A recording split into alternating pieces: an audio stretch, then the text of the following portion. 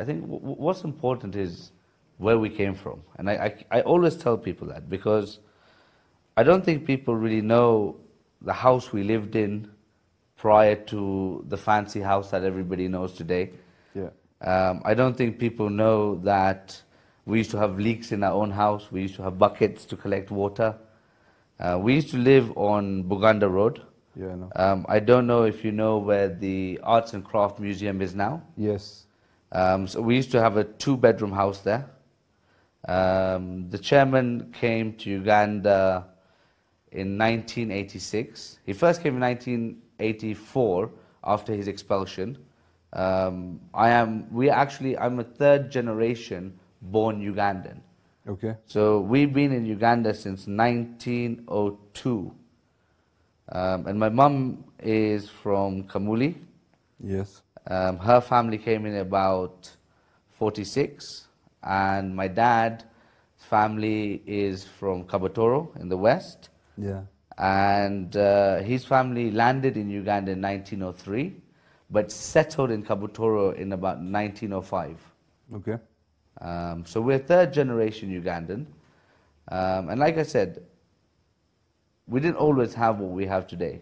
Yes. I was born in 1990, and I can actually remember, believe it or not, very small flashes of our life living in Buganda Road. Right. And even till we left, I think we left in 9. Muzira kisa kyone yasoose ku crime scene n'alaba ng'ekirina okusooka okutaasibwa namba puleeti ya mmotoka so si bali munda mu mmotoka. Era ye atali nannyini mmotoka namba puleeti yamukwatiddeko w'okulaba nga gy'alina okusooka okuggyako dhani okusooka okusikayo abali munda mu mmotoka.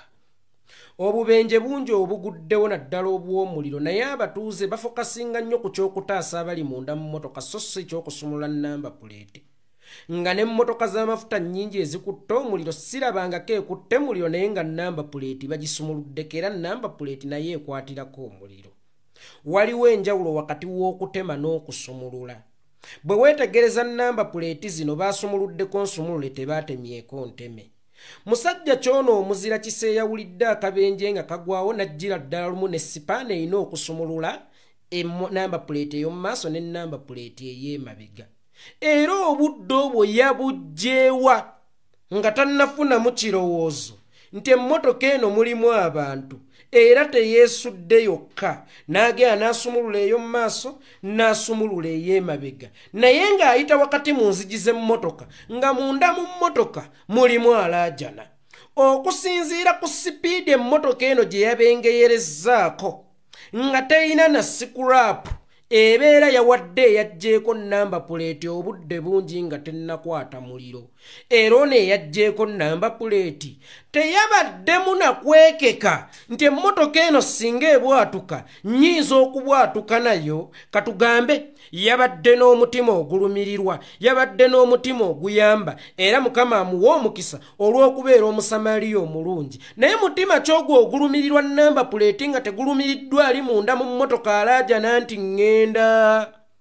N'olumirirwa namba puleeti ey'omu maaso n'omala n'oyisa emikono oba n'otambula n'ogenda ku y'emabega naye ogirumirirwe nga totemyeko nteme wabula osumuluddeko nsumulule naye ng'ali munda mu mmotoka ali mu kulaajana naawe omulaba nti afa. Katugambe ye teyakirowoozezza nti emmotoka eno mubaddemu omuntu akakasa emmotoka eyo yeevuze bwevuzi era namba puleeti ng'emmotoka erimu okubengeya oba nga nnyini mmotoka ali mu kufa ye yabadde egenda kumuyamba ki? Bwe ndekayo okuyimba Mungu ayomba nti gwe nawe ekitona azannye buzannyiika nnyimbe kubanga yampa Katonda. Abawagizi abange mukka emyoyo ndeeseeyo ate bino mbijje lugendo tebinzigwangako mu mutwe nkyabirina. Yeekolera ttongwaye nzayimba mumanyi nafuuka muganzi bwe nfuna yomba waako kwaka akatono. Nina ekibuuza nyamba nziremu emikwano n'eŋŋanda tunoonya asinga bw'oba ggwe owaani ekyama kyo ddala. Seŋŋamba emikwano mwendya ettooke mmasize ntyawulira eŋŋanda zino nazivaako okuba tetwajja balongo. okwagala obusika yafuuka ensonga muganda wa kutta ku myaka emitono naddala ng'obwongo bwaffe emisuwa nga n'emikwano mingi naye mulimu emibi togenda kapaalo gigendeko mpola mubaamu emirogo ekibuuzo kya leero kigenda okulema kubanga n'emikwano mingi nagyo kale gisingako bwe mwayonka nze yeekolera itongwa nagezezzaako nnyo okukkiriza nti mutabani wa Sudiru Lupaleria yafudde Kabinji naye byagaanyi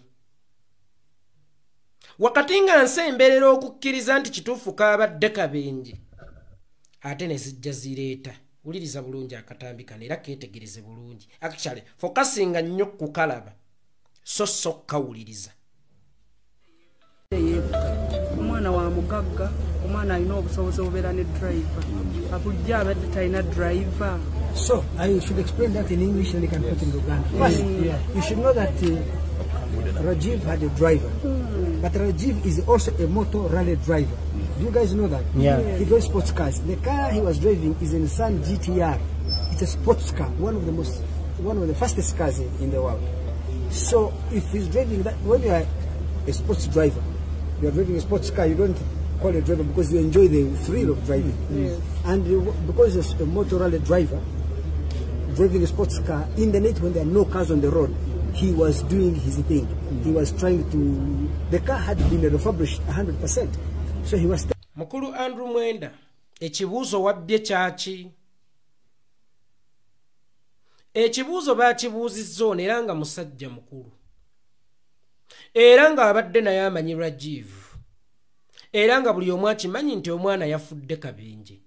Kiki obadde omwewaza okutomera?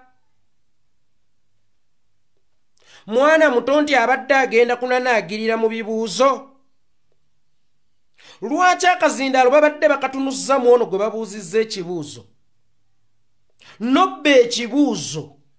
Gwe noddamu ekibuuzo ate nga tokizzeemu nga bwe bakikubuuzizza. Ekibuuzo kiri kimu. Ekibuuzo wabbye kyaki? Oba ye ggwe mwogezi wa famire ya mwami Lupaleria nga gwe baataddewo okwogera ku nfa ya Rajivu. Bw'oba si gwe baataddewo okwogera ku nfa ya Rajivu, kitegeeza buli abadde amanyi Rajivu eyazzaawo okkungubaga yabadde akkirizibwa okuddamu ekibuuzo singa bannamawulire babeera bakibuuzizza ye. Lwaki wazzeemu ekibuuzo ekitaabadde kikyo ne kinzizaayo ku lunaku lwe baakuba Shiba evviivi? Shiba n'agamba nti eyankubye evviivi musirikale w'amaanyi nnyo. N'ovaayo mangu nti nze sinnakwata ku Shiba kyokka ng'ate tewali yali akusonzeemu. Ani yali akugoba oba kiki ekyali kikugoba okutuuka okudduka emisinde singa wali toliiko munene gw'ozibiikiriza? Lwaki wazzeemu ekibuuzo kino nga ffenna tukimanyi nti omufu yafudde Kabenje? Ono wabadde omutiisa kutomera ki? Ono wabadde omwewaza kutomera ki? Era wabadde omwewaza kuddamu bya kisiru ki? First of almost babuuzizza nti mutabani w'omugagga ku levo y'oyo omwana talina driver. Gwate ozze mu bya the one of fastest car. Gitti biki yabadde mu good condition. Omanyi yere lwaki tewazzeemu ekibuuzo mu bulambulukufu wadde nga tekyabadde kikyo? Era nga yeggwe wekka mu nsi muno amanyi okwogera ono gwe babadde bakibuuzizza kasiru, oba yeggwe mukongozi ono Mmandwa kwayogerera? Omanyi ekibuuzo ekibuuzibwa Emmandwa kiddibwamu mukongozi. Ono gwe babadde babuuza ekibuuzo yabadde Mmandwa nga gwe omukongozi yeggwe yazzeemu ekibuuzo ekyo. Obudde obw'ekiro omwana oyo Crown Prince w'omugagga oba omu ku bagagga abasinga obugagga mu Africa nontoonule in East Africa. Era nga ne kitaawe gye buvuddeko yagenda n'akola statement n'aga nti nze ne bwe ndifa Rajivu waali okuddukanya ensonga. Okusinziira ku bantu abo bizinensi ze bakola ezirimu okuwola n'okubowa ebintu by'abantu nga mu bintu by'abantu mwalimu ne DFCU bagitanga Global Bank. Was it? Global Bank. Ne bagizza mu Crane Bank.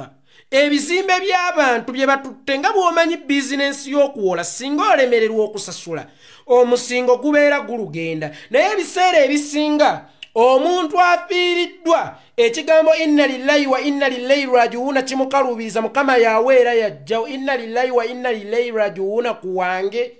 Kakati ono gwe batwalidde emmaali ye mu kaseera ako tayinza kukimanya nti yalimu okusasula, tayinza kukimanya nti agitutte mutuufu yamuwa ssente ze, era asigaza obusungu ku mutima buli lwayita ku kizimbe ekyali ekice nga bakiwanikako amannya amalala. Buli lwayita ewuwe ne bamugamba eyo ebeera trespass. Omuntu ono musiru nnyo obutatya bantu be yanyiiza kubanga babalina be banyiiza, era kizibu nnyo okutambula olugendo nga toyina gw'onyiizizza. Olaba nze itongwa obuyitongwa nina bennyiizizza nkumuliitu era nga benneesunga olunaku lwe bagenda okundabirako. Omwana oyo musiru okutambula ekiro ssaawa 8 ng'ali yekka mu mmotoka ku bizinensi ze bakola. Waliwo kye tuyita okuwamba omuntu tufune ransom. Oyo omwana aziise ku bantu bagagga abaana b'abagagga banne oba baganda be okuva mu basajja abagagga abalala nga mwe muli ba Susan Magala nga bawamba muwambe ne basaba ransom. Muzzukulu wa Kirumira bamuwamba ne basaba ransom weewaawo ye yasobola okukomawo oba okukomezebwawo. Bantu bangi abawambiddwa nga basaba ransom. Omwana oyo takimanyi nti aliko ransom ennene nnyo singa obeera omuwambye lwasazeewo okutambula yekka obudde obw'ekiro ate n'atambulira mu mmotoka gye bamumanyiddemu nti ye. Nga ne kanaabe akimanyi nti eyo emmotoka ya Rajiv, nga n'owa booda akimanyi nti eyo emmotoka ya Rajiv, naye lwasazeewo okutambulako ekiro yekka obwomu obwa Namunigina n'atambulira ate mu mmotoka mwe bamumanyidde nti yiye ate n'atambuliramu obwomu obwa Namunigina. Tusooke tutunuulire ku ssaako y'omwana oyo. Omwana oyo abadde mukwano gw'aba muhoozi kubanga buli gwendaba avaayo ayogera nti Rajiv mbadde mumanyi neyatuuse okuwamba okufuuka omwogezi w'omufu oba omwogezi w'okufa kw'omufu. Era kakiriiki ako kaaba muhoozi. Tugamba ono asiiba ne bamuhoozi anywa ne bamuhoozi abadde asobola okutambula obwomu nga tewali kakodyo konna kafuna security naddala obudde obw'ekireeyo.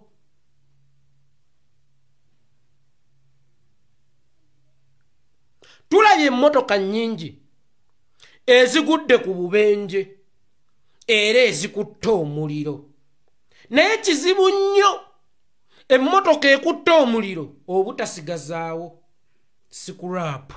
Abaayi emmotoka omwabadde Rajiv Lupaleria yabaddemu endomola ya asidi eyagisaanudde ne sikurapu n'atuuka okukulukuta.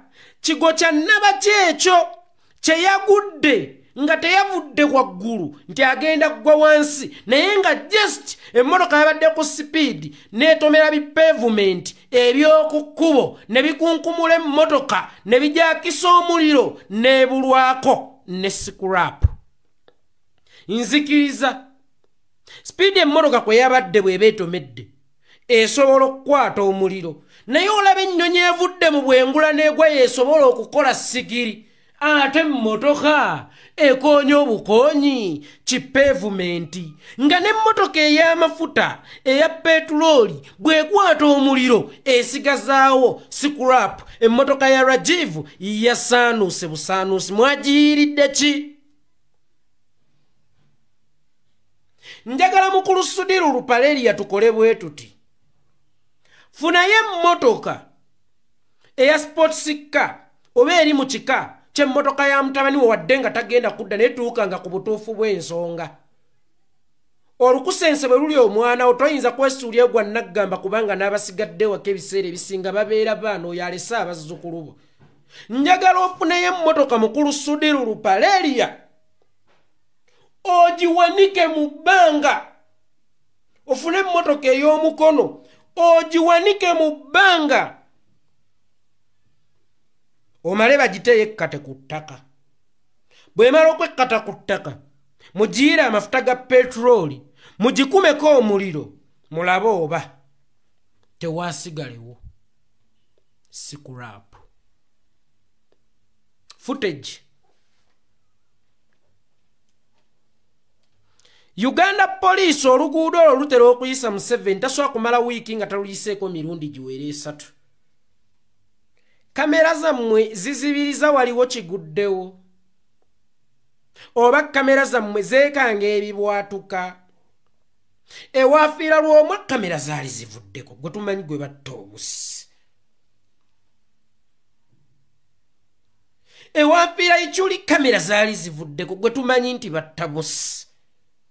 Kamera zino zetusaasaanyizaako ssente y'omuyi w'omusolo ennyingi ennyo nga tezisobola kuproducinga footage ku nfa y'omuntu alinga omwana wa Kirumira omwana wa Sudirupaleria zinaatuwa footage wa Nakyagabanga boodabooda emukoonye zinaatuwa footage wa Nakyagabanga ababbi bamusikako kasawo oba kamera zammwe zeekanga akabenje kawepwa zonna ne zizimeera ye ate zaali tulaze emabega nga tekannagwawo naye zisensinga ddenja ng'enaagwawo ne zigamba nti ffe apaana tuveeko mutuwe footage ow'akabenje akaaguddewo kankubuulire wabeerawo ensonga ebaawo nga tekyali ya famire waliwo omujegajja okugamba oli wa famire gwe tokimanyi nti ku bafu betukozesanga omuggo mu kateebe ffe tuleme kukola tutyo.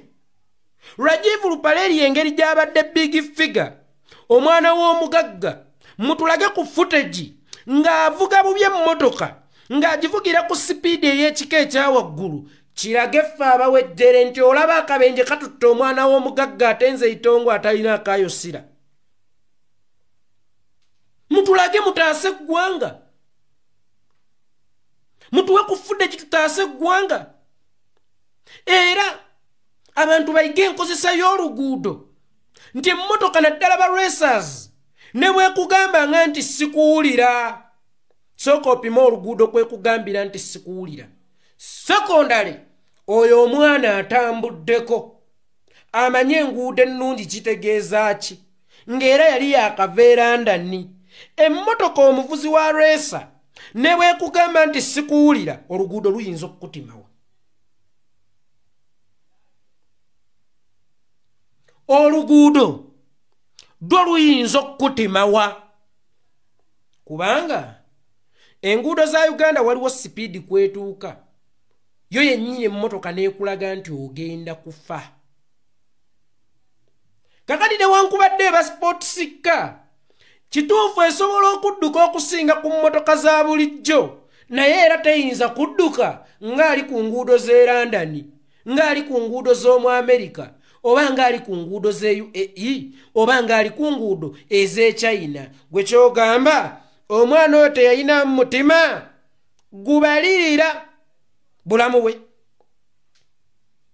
Katugambe yali anyweddemu oba yali atamiddemu baani abo be yali anywa nabo abaamuleka okutambula obwomu mu mmotoka ewenyuuka obuweewo obudde obw'ekiro kyokka nga bakimanyi nti atamiddemu ate ng'agenda kutambulira mu sport sika. Baani abo abaali batamwagala abaamuleka okuva ewaka obwomu?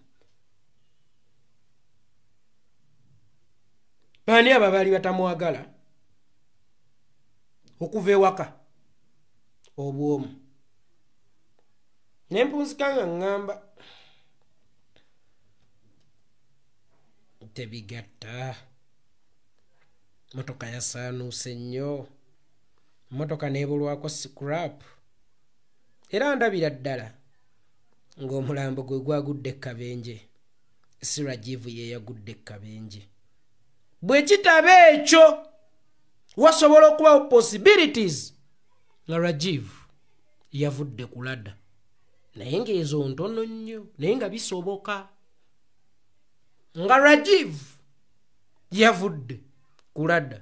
Otherwise bwaba mukulu Sudiru Lupaleria ng'omwana we yafudde nkakasa naye mu mutima akimanyi nti omwana we teyafudde Kabenje wabula omulambo gwe baasudde ku Kabenje. Kinzizaayo ku mutabani wa Gilbert Bukenya gwe bayitanga Kapiteeni Brian Bukenya oyo muwozi gwe yatta. Omulambo ogwa Brian gwe baasuula ku Kabenje naye ye Brian teyagwako ku Kabenje. Nze yekolera itongo.